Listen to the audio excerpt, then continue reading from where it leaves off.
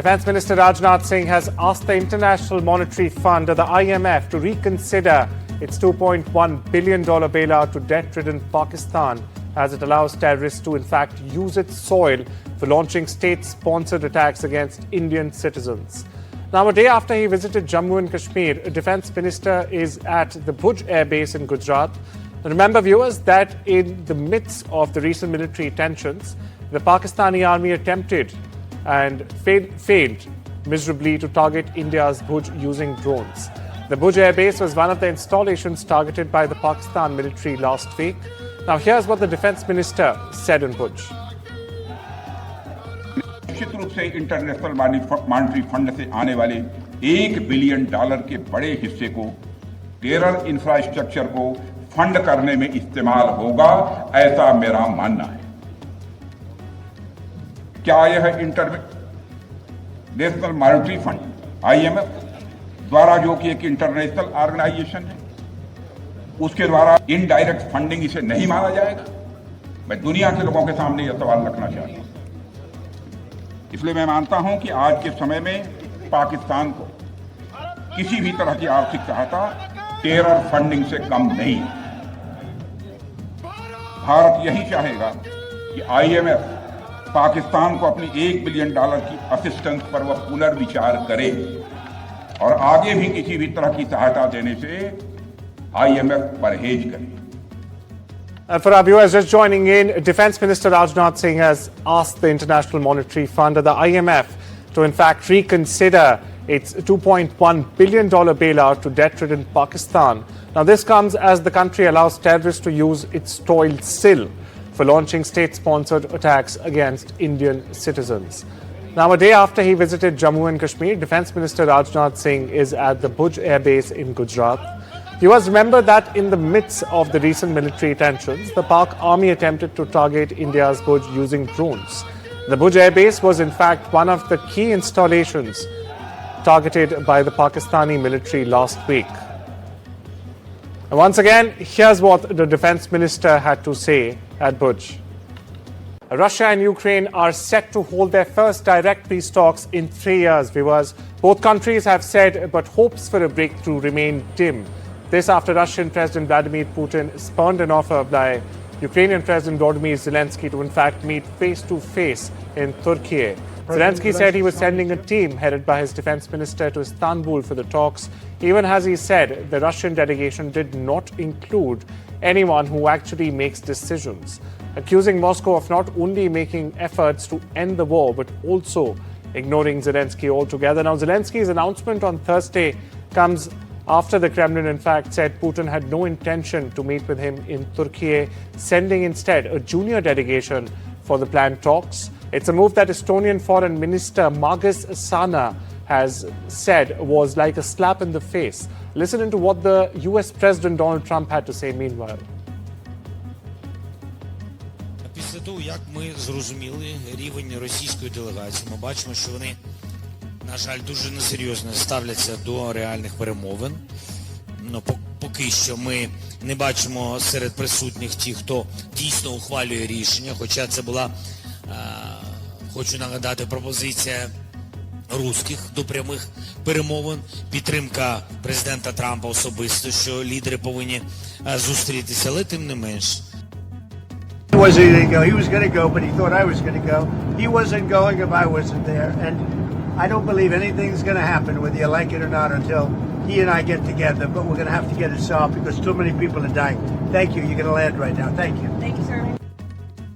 India-US trade talks are progressing well, Commerce Ministry says. Now this as a team from India, in fact, led by Commerce and Industries Minister Piyush Goyal, will be going to Washington for further discussions. Here's what the Foreign Minister Jaishankar had to say, in fact. Listen in.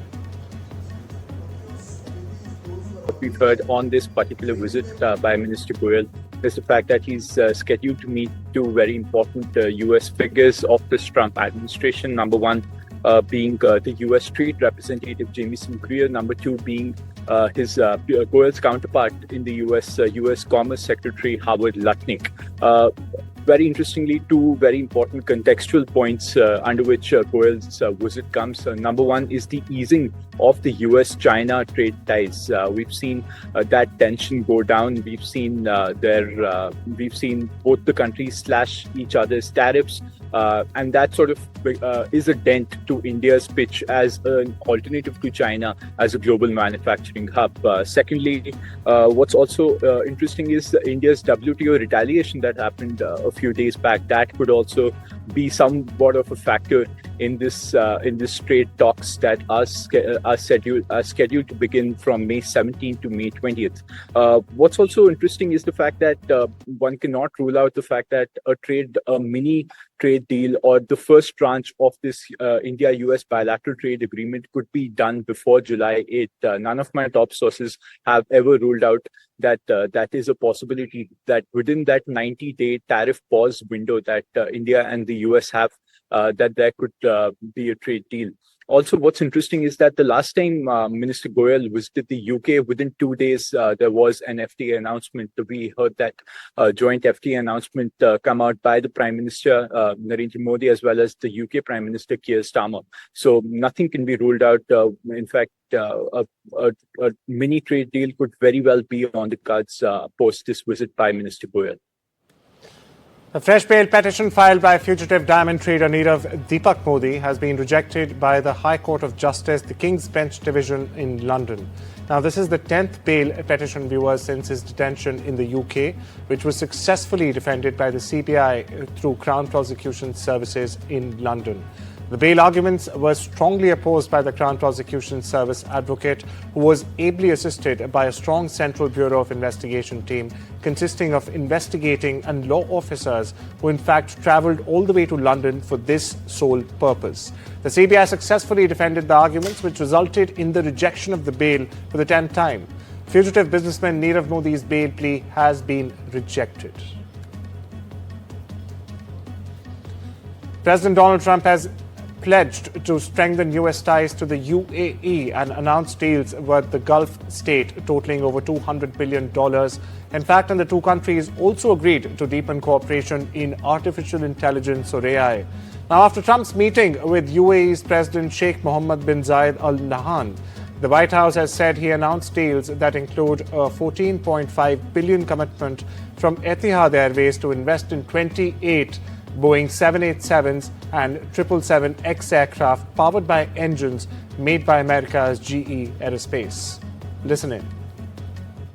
I have absolutely no doubt that the relationship will only get bigger and better. Your relationship and mine can't get better, so I can't say it's going to get better because it's at the highest level it can be.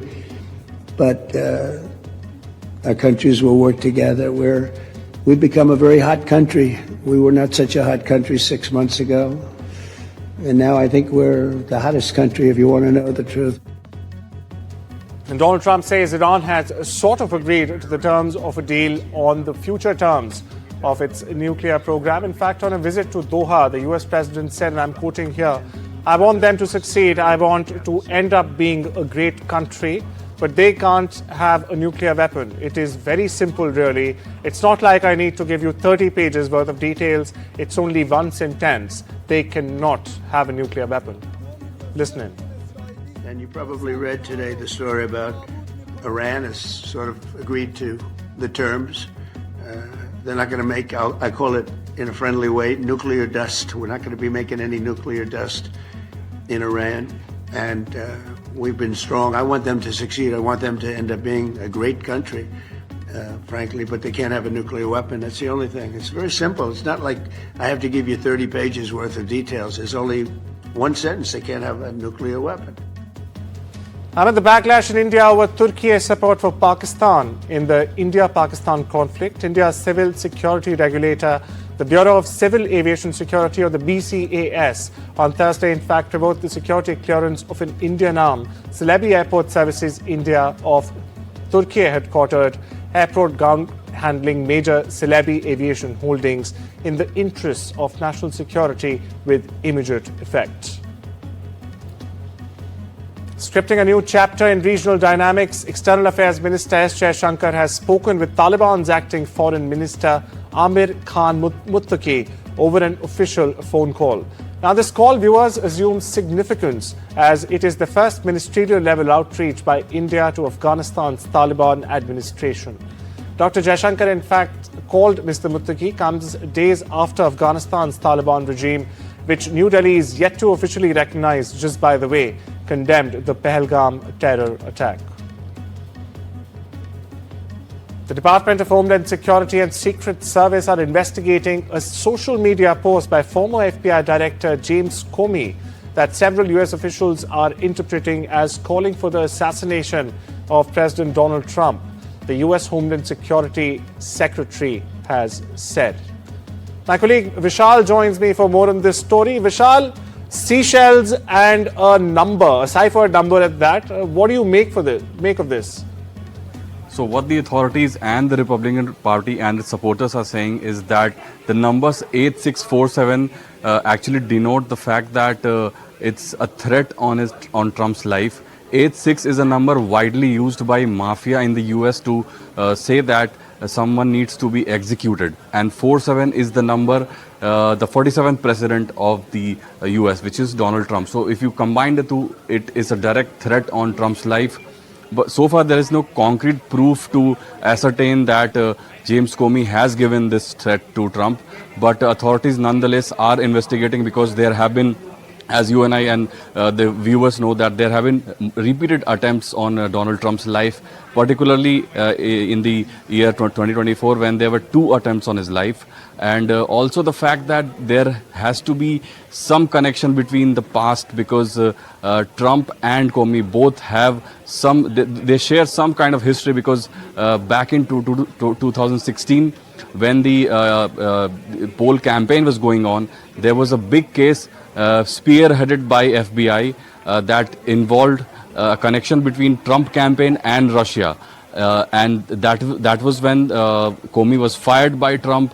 There was another investigation in which Hillary Clinton was involved. So all of that led to James Comey's firing. And so there has been a history between both the leaders, and that since then Comey has been quite critical of Donald Trump. So all of that could be considered by the authorities when they start this investigation, when they escalate this investigation. The investigation has already started. And this controversy, of course, will only explode after this. But for the time being, thank you for getting us and our viewers the latest. Now, moving on and staying with the US, the Supreme Court justices have in fact expressed concerns about allowing President Donald Trump's radical reinterpretation of the Constitution's guarantee of birthright citizenship to in fact go into effect while litigation still continues.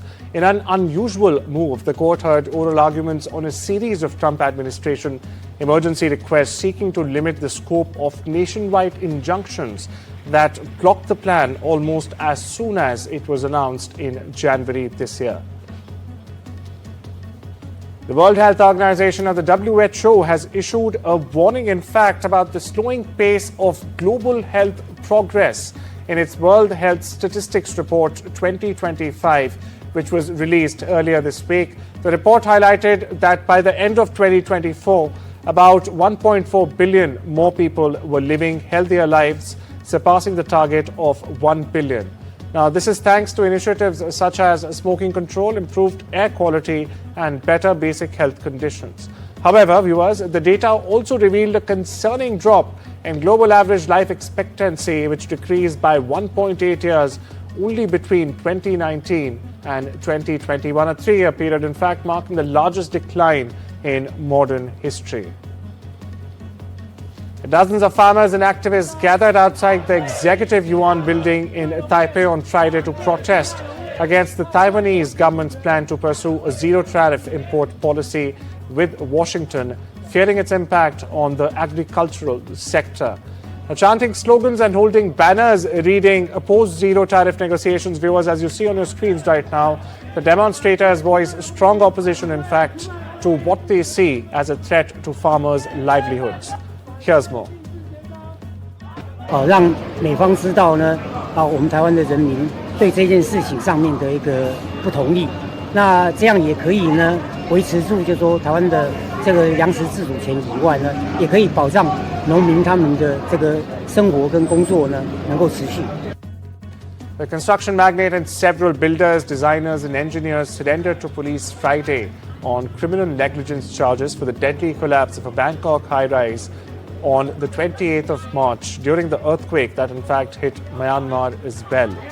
Premachai Karnasuta, the president of Italian Thai Development Company, on your screens right now, the main Thai contractor in fact for the building project, was among the 17 people charged with the felony of professional negligence causing death, Bangkok police have said. They added that those who met police on Friday formally denied the charges. Meanwhile, several previously issued public denials in response to allegations in the media. Now, 92 people were confirmed dead in the rubble of the building that had in fact been under construction, and a small number of other people remain unaccounted for still as we speak. Here's more. เพราะฉะนั้นแล้วผมก็ต้องรอให้รอบด้านทุกมิติให้ครอบคลุมนะครับก็ขอยืนยันว่าเราจะดำเนินการอย่างตรงไปตรงมานะครับและดำเนินคดีผู้เกี่ยวข้องทั้งหมดทุกคนนะครับ